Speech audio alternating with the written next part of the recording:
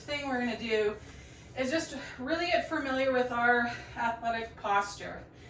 And all it is I'm going to drop down into a bit of a squat, and I want to stop when I feel my heels start to get light on the floor. So it's like I'm folding at my ankle, my knees, my hips, to where I start to feel the skin on my heels light on the floor, and I feel my weight come to the back of that big toe mound. An easy way to know where that is if you come up into a calf raise, at the very top, your weight is at the front of the sesamoids. It's at the front of that big toe mound, okay? So athletic posture is at the back of those sesamoid bones, okay? And the heels are just like, you're just there, you're ready, okay? What it isn't is knees going and my heels staying heavy on the ground, okay? Just getting this posture is huge in any of the activities you do, being able to find that pressure point and weight, the back of that transverse arch, and just behind the sesamoids of the big toe. These bones here are the sesamoid bones. And we'll talk another day about the cool things these guys do, but it's also why we don't want to be doing calf raises and getting up to the front of those bones, because then they can't do what they need to do, and that play a big role actually in our stride length, in creating space for our hips to rotate over our feet. Okay, so athletic posture, you just exhale, fold up, find that weight point.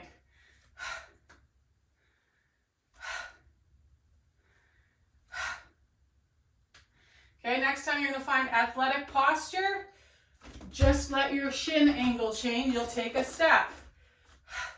Shin angle change. You'll pick up one foot and take a step forward. Okay?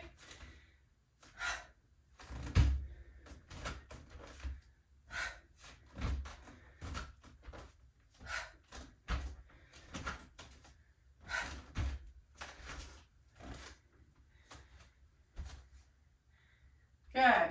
Okay. So now grab a weight, a dumbbell. You can have one or one in each hand. Whatever it could be a bag of flour, whatever.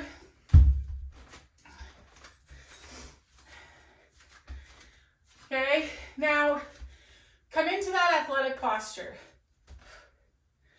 Okay, from there, all we're gonna do is pitch our torso forward so that we feel our hamstrings kick on. Okay? Stuff at the back of our thighs.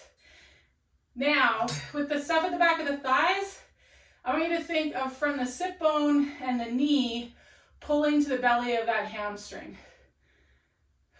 For 4, 3, 2, and 1. Okay, let go of that pull, just stand up. So this is a great way to just work our hamstrings. We don't have to get down on the floor. Through our day, we're holding something, even just the weight of our torso, athletic stance, pitch the torso forward so you feel those hamstrings, and then create that pull from behind the knee and the sit bone to the belly of that hamstring.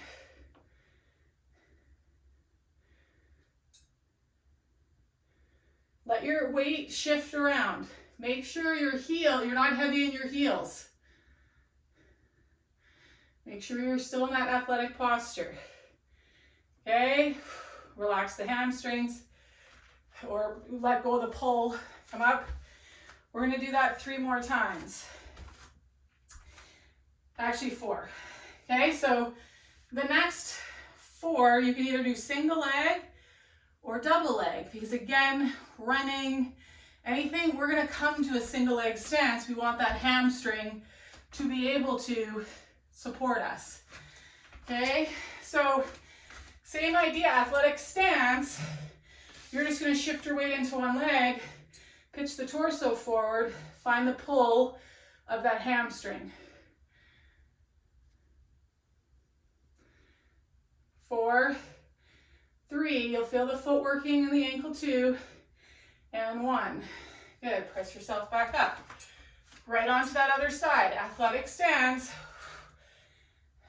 Shift that weight into the leg, pitch the torso forward, pull to the belly of that hamstring. You'll feel how that pull of the hamstring actually kind of, there's like a movement that kind of wants to start to happen. That pull is what we will use when we're running and walking to get that other leg around. Okay, back to that first leg again.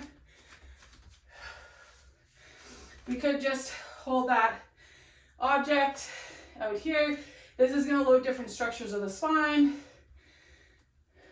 You know, the further out from the body we get.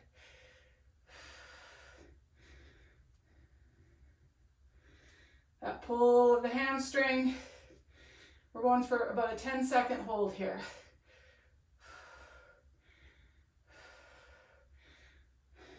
Bring it up. Last time, that other side. Athletic stance. Pitch the torso forward.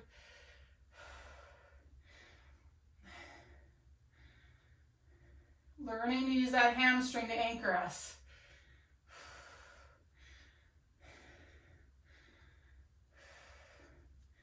Three, 2, and 1. Come on out. Okay, so we will see that again in our strength portion a little bit differently, but just super, super easy way. Choose the option where you're not feeling the load here, but you can really feel the hamstring. Again, like we played with yesterday, the googly eyes on our collarbones, on our low ribs, on the front of our hip points, where they are is gonna change things. Just play with, without weight. Find that athletic posture, weight into one leg, the pull of the hamstring. Now to let go of the pull of the hamstring, I want you to take the googly eyes on the collarbones and the low ribs and look them up and forward. And it'll rotate you. Let them look up and forward. And feel how that then expands you off that compressed leg. You just go. So that's a mechanism that we can start to play with. I use it all the time hiking. If I'm going up a hard incline, I use that. And I get up the hill really fast, and it helps me breathe. Okay, because I'm manipulating the motion of my rib cage and my ribs. We could also play with it as that leg that is, we're loading. I keep the other rib and collarbone down, and I open up this one. That also changes it. I keep these googly eyes down, and I let these googly eyes look. So each of us will kind of it will set up our rotation differently over that foot based on what our up leg and down leg